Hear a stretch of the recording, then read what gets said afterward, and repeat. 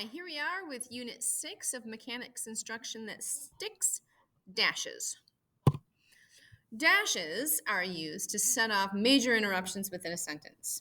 They replace commas in a big way, so they're bolder than a comma, so shows a stronger break than a comma can provide.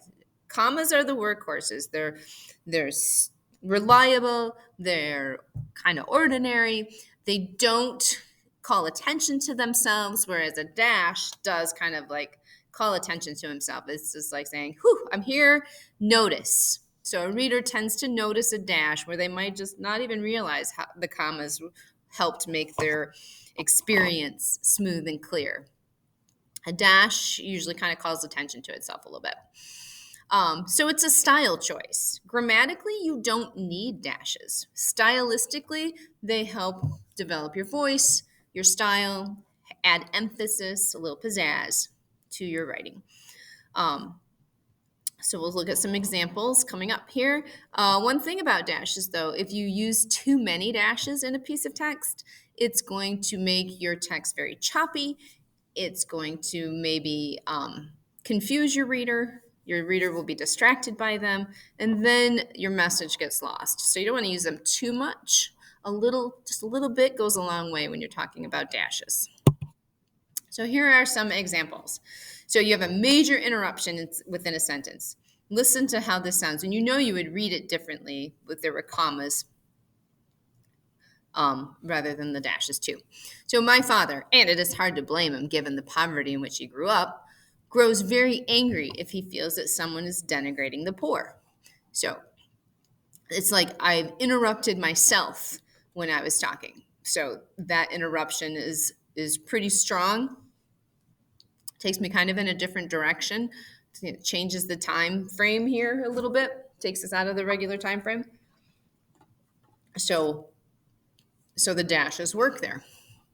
My uncle, I strongly suspected, knew nothing about remodeling houses.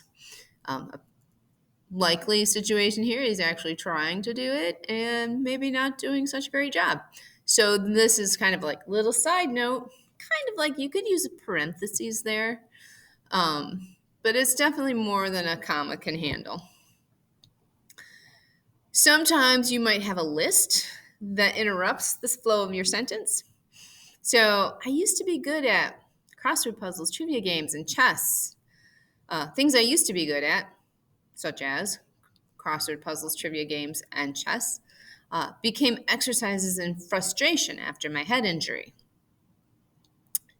So this is a list of things, this list of puzzles and such, identifies things and interrupts, because the independent clause here is things I used to be good at became exercises in frustration after my head injury. So adding this little bit of information helps clarify for the reader, adds a little style. This information could be put in a different place and still get the message across, but it does give kind of a sense of style to do it this way. Third place for semicolon or for a dash. A writer may also use a dash to set off a summary or an explanation that follows a list. So sometimes you put the list first. Volkswagen, BMW, and Mercedes, dash. These are all German auto companies. Joe, Jason, and Cliff, dash. They all objected to Mark's engagement to Clarissa. And again, that is definitely a situation where this is a style choice. It puts emphasis on the words in the list instead of the verb or the action of the sentence. If you flipped it around, you could, or even just take out the dash. Volkswagen, BMW, and Mercedes are all German auto companies. You can get rid of this if you wanted to. Joe, Jason, and Cliff all objected to Mark's engagement. Then you don't need any punctuation at all. So remember, using a dash is usually a style choice.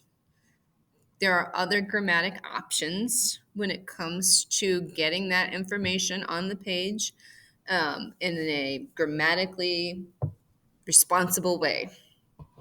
But dashes are sometimes kind of fun to play with. And they make the reading kind of fun too. It shakes up the flow. And that is it for dashes. Thank you.